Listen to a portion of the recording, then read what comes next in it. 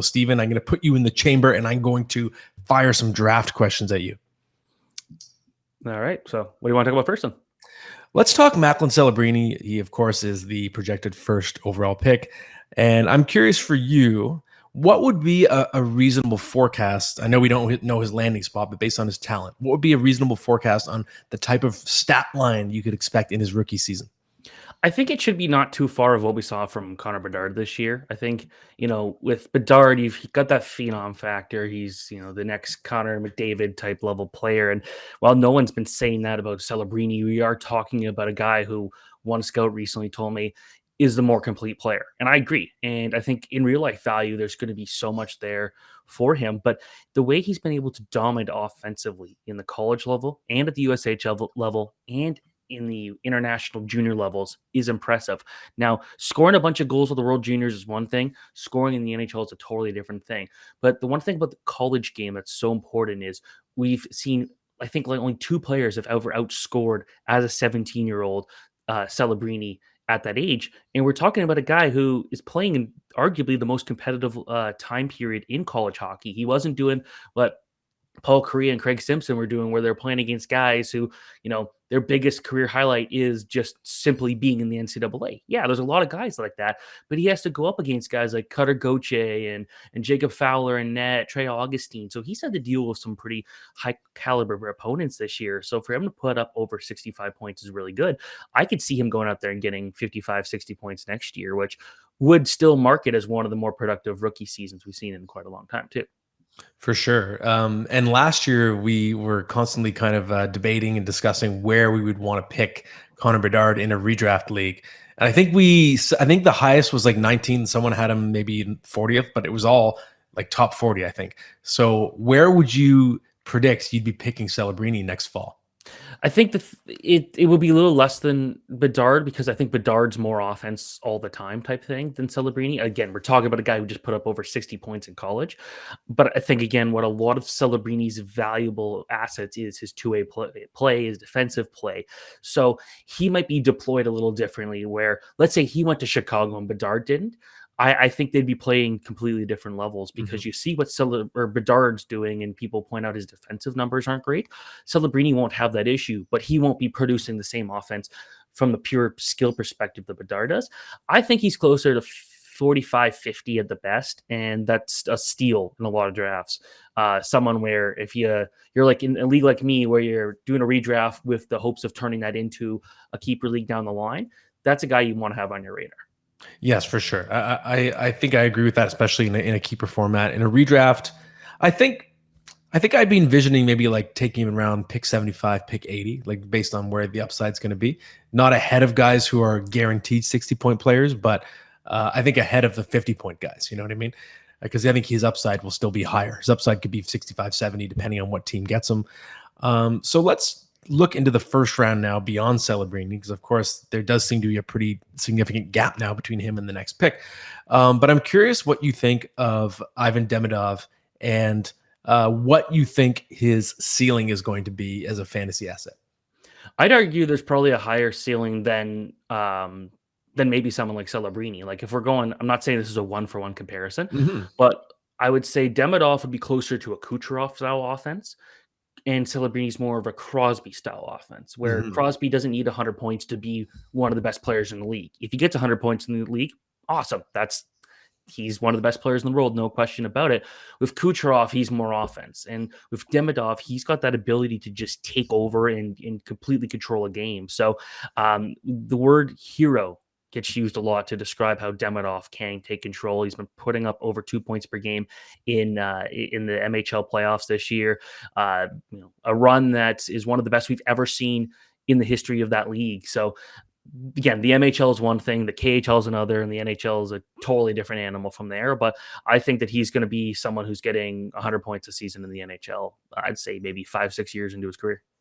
Exciting. And also Pros Pro moved by Steven. I accidentally skipped a question, which was about Celebrini's ceiling, but you managed to bake that in to the answer talking about Crosby. Very, very smooth. Okay. So we know that other than those two forwards, the draft is going to be extremely sexy when it comes to defensemen. So Which one of those blue liners? There's so many. I think I know my answer who it's going to be, but who do you think has the best potential fantasy value among all these exciting first rounders? Does your answer involve a guy from Saginaw? I will not confirm or deny, but you might be right. Yeah, Zane Parek's my guy. When you score 30 goals like he did this year, he was the driving force of that offense with a group that had, Michael Misa, one of the top prospects for 2025. But with Parek, it's just both ends of the ice. I think defensively, he's improved a lot this year as the season's gone on. I'm not as concerned as I was about that as I was in, say, August, September, October. But the offense is incredible. 95 points. He was, I think, the top scoring OHL draft prospect for almost the entire season this year. Like, that's unbelievable for a defenseman, putting up numbers you would have seen from, guys maybe 30, 40 years ago when they were playing against a bunch of bozos out there. But, Ryan Ellis is kind of seen as one of those gold standard defensive explosion seasons that we've seen in the last couple of years. And Parekh was better than that for sure. And, Parekh was quick to look at Pavel Minchikov last year as somebody who really kind of mentored him and kind of showed him the ropes and how to use the puck skills to your advantage at that level. And can you see the numbers this year? So I got to go with Zane Parekh, who right now he's in the top 10 of my draft rankings. Yeah, and to me, it's like the numbers tell enough of the story, but even just when you use the eye test and look at footage of him just absolutely going through entire teams like he's 7 years old playing against 4-year-olds, it's really impressive. And I know you can't base everything based or on that, but just the talent level that he has, like, it's pretty exciting. And I think the fantasy potential is pretty enormous. So it's going to be exciting to have him in the NHL. Who's your bust pick? I'm not talking real life, but in fantasy, who's someone who is not going to be a great fantasy asset, who maybe people think will, that's in the round one projected group? It hurts me to say this because I love him, but Cole Eiserman, because I feel like if he's not scoring, he's not gonna be blocking shots for you.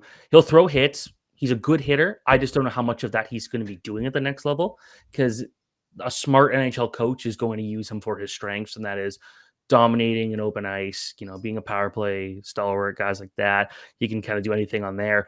He's going to put up those points there, but I am concerned where if he's not scoring, how valuable is he going to be? Is that going to hurt his real life value too and push him down the lineup, and then those opportunities fall? I'm a huge Cole Eiserman fan. I think that people are way too hard on him right now because of some perceived defensive deficiencies. Yeah, defensively, he's not as good as some of these other guys. I think he's better than some people give him credit for.